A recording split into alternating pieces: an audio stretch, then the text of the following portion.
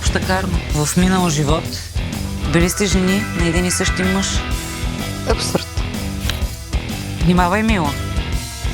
И без това се носят ужасни слухове за тебе. Как в града ни идвал някакъв педофил. Може ли само да не ми гледаш на мъже? Не искам да ги виждам и на картинка. Само кариерата ме интересува.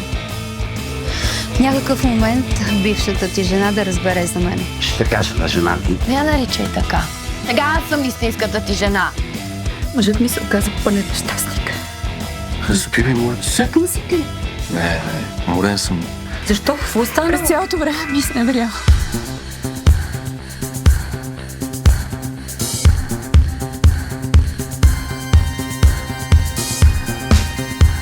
Ако искаш някоя скучна женица, това не съм аз.